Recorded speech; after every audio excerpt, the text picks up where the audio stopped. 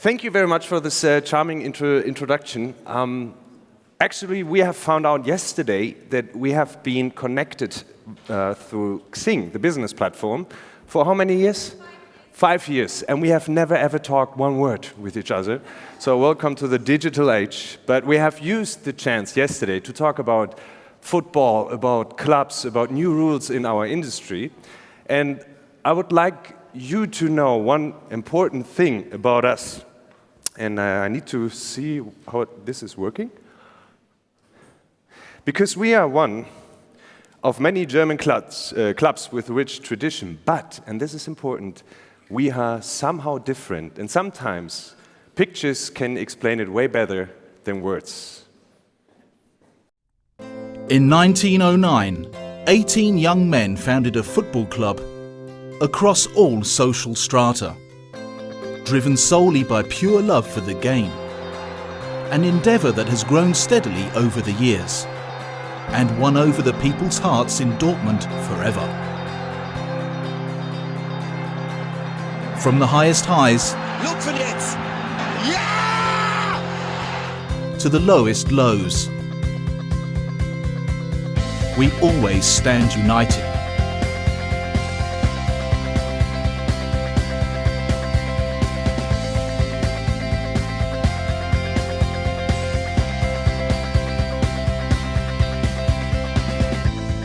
One love, one game, one club.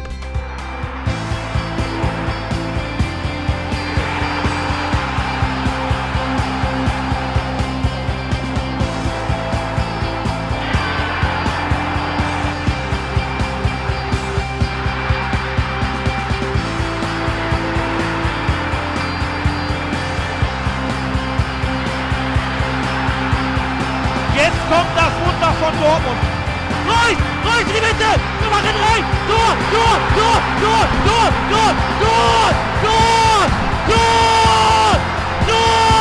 Für Borussia Dortmund.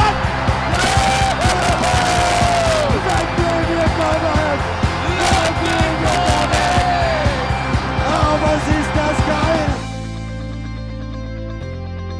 Here at Borussia Dortmund, we celebrate football. Let's do it together.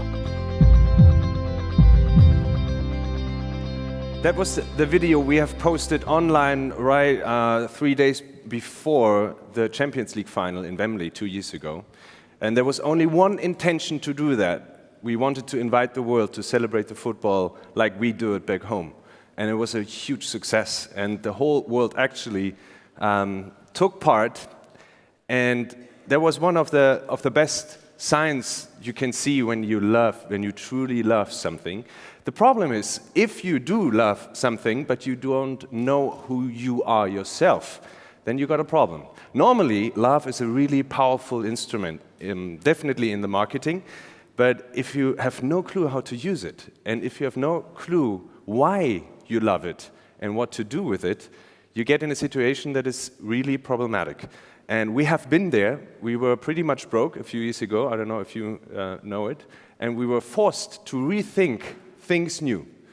And when we have begun this whole process of analyzing the brand identity, we have seen few things that are pretty awkward.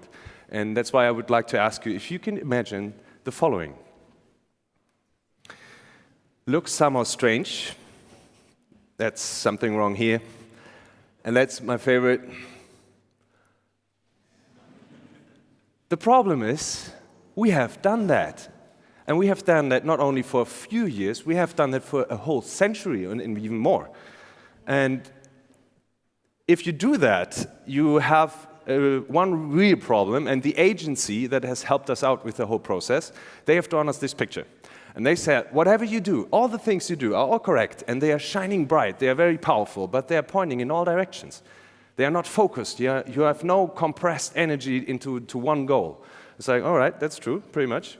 And when you have done that for that long time, you create a drama, and we called it the black and yellow drama. This is just a small snapshot of the things we have done. On the left-hand side, a few logos. We had 82 logos for each department, each topic, each project, everything. And we erased all of them, and we have just one more left. In the middle part, you can see official websites of Borussia Dortmund. Investor relations, fan shop, kids club, the normal homepage, whatever, in brown, in gray, in white, in black, in yellow, in each color except of blue and white, and red and white. But afterwards, when we have browsed through the sites, I didn't even know if this is an official site. So, a situation that's not pretty good. And when you begin to think about, okay, what's your strength? What are the specific attributes of yourself? Who are you? You should come up, or you can come up, with those attributes. Yeah, it's a beautiful game, the fans, passion, love, everything you got. It's all correct. The only problem is those are not specific attributes for the brand Borussia Dortmund. Those are all generic attributes for the umbrella brand football. It's outshining everything you do. If you stick as a club or as a brand, as a company, to those generic attributes, and everybody does it, you can't differentiate yourself from each other. That's a huge problem. And that was, for us, a huge finding. And if you combine that, the lack of coherence in our brand image, and that we haven't established a brand identity, the consequence was that the economic success was solely dependent on the sportive success. That's a huge problem for a company. So what the guys are doing on the pitch is our economic success. So we needed to change that, and in addition, at the same time, you have no guidance. You have no, oh, there's an uppercut. Sorry, I missed you. You have no guidance, you have no orientation where to go. So we have thrown this everything in one bucket, and we have analyzed it for a year. It was a huge process, and today we know it better. We have compressed everything, what we are doing right now, and we are orientating it to one goal. And everything we do is based on our club identity. And we have written that down. And when I say we have written it down, I mean it literally, because there's a Bible. It does not look like a Bible, it feels like a Bible, it is the Holy Bible. We have 9 pieces of it because we have been founded in 1909. And in that Bible, everything, the most important things you need for a good marketing strategy is found in there. And the most important 4 parts are the core competencies, the character of the brand, the success matrix, and of course the positioning.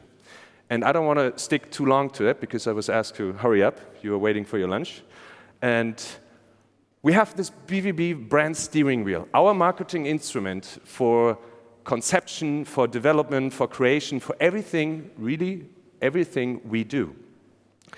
And you have to combine authenticity, which is a really complicated word for a German, ambition, bonding force, and intensity. And those together, as a combination, we are trying to have the positioning that Borussia Dortmund is the intense football experience. This is what the fans should think about us. We would never write it down somewhere. This is what they have to think in their mind.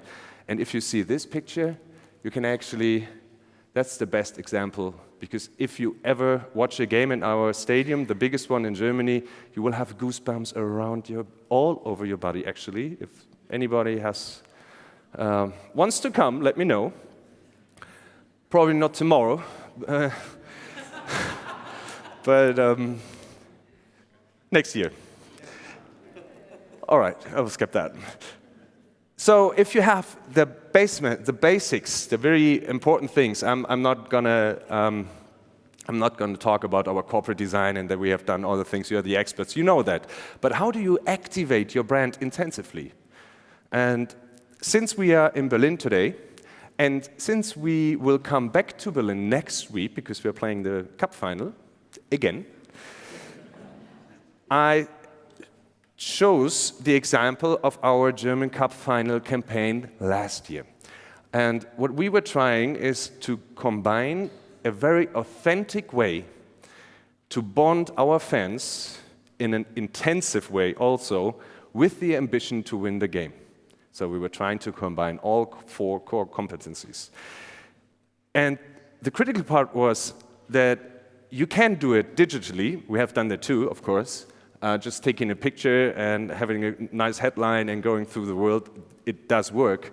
But you got about 100,000 people in Berlin and 10 million on Facebook sharing our content. So we decided we will actually provide content. We had several promotion activities from a branded bus, a party bus actually, that was just driving around. There were about 5 bikes that provided currywurst for free. We had rickshaws and were providing free rides and all the kind of stuff. So about 50 activities, just with one intention. We wanted to create that picture. An intense feeling of being together, an intense feeling of pretty much true love. And and we rented this boat. That was the best part. I loved that. It was going up and down the Spree. What is that in English? Spree? No. You know what I mean. And if you are a BVB fan, you're allowed to go with the boat, and you're just asked to party, and that's it, pretty much. And we had a huge social media explosion. Thank you for our Twitter colleague, by the way. I don't know where he is. And it worked. We haven't done pretty much everything else. The fans have done that for us because they have seen how much love we have put into this campaign. You can actually feel it physically, haptically. It was a great sense of respect for everybody, and it was a proud thing for the fans to share it online and to have this true love feeling, or real love feeling in this case. Because one more thing, and I want you to give a small advice, because sometimes you don't need any money for a nice campaign. When we have played the Champions League final in Wembley, we have pretty much done the same thing. Not that sophisticated, but pretty much the same thing. We came up with the idea, thanks a million for inventing the game we love, to tell the English people that it's a huge respect for them. Thank you for inventing it. But at the same time, we had a mission. It was more a personal mission. The English people have a great sense of humor, as you know. And they do think the Germans don't have any humor. It was like, all right, this is our mission. And we thought about what's the same thing about England and Germany, and we came up with a small island in Spain. It's Mallorca. And every morning, there's a big fight. You are fighting for your sunbed in the morning, and you're using a towel to put it in the morning on the sunbed, claiming, hey, this is mine. All right. Then we said, you know what, we do the same thing in London. We went to IKEA in Germany. We bought for €8 a sunbed, which is ridiculous, by the way, €8 for a sunbed, but that's IKEA. And we had a towel, and this towel came from our merchandising portfolio. We put a stitching on it and said, reserved for Borussia Dortmund. That was one huge thing. So we put both pieces into the plane. We set it up in front of the Big Ben, the Tower Bridge, wherever. We took a picture with the iPhone and then put a headline on it, from Dortmund with love, with a copy, small, but still. You were hoping for a final between 2 English teams, or at least for a stadium full of hot chicks from Spain. But instead you got the crowds, have fun. That's it, €8, 1 bet, 1 iPhone picture, and we had a net reach that was ridiculous, seriously. I'm not going to bother you with any numbers, but it was priceless. There you go. Now I want to see you priceless. I love that word. So if you are sometimes, you need to be brave to communicate. If you do know who you are, and if you do know what your limits are, you can do something like that. And it will definitely build up your brand. And sustainably, in our case, we are placing first in the brand field ranking, and everything we do, it was the last years was a really huge success because we have this orientation. We do know what to do.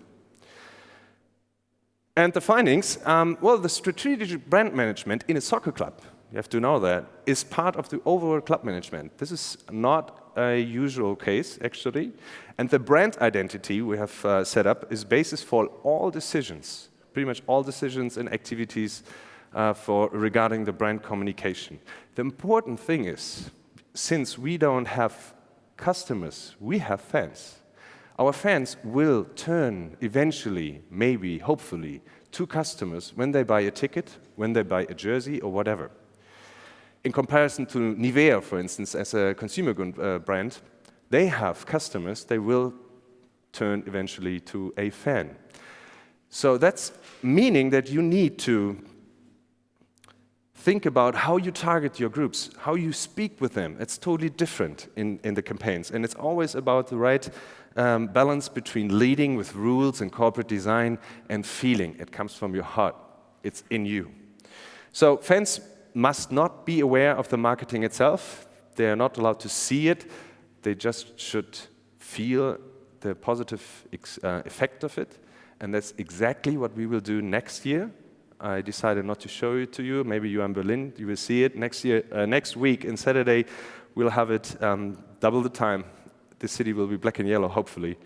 And we are looking forward to the Ballspielfinale 2015. Thank you, Berlin.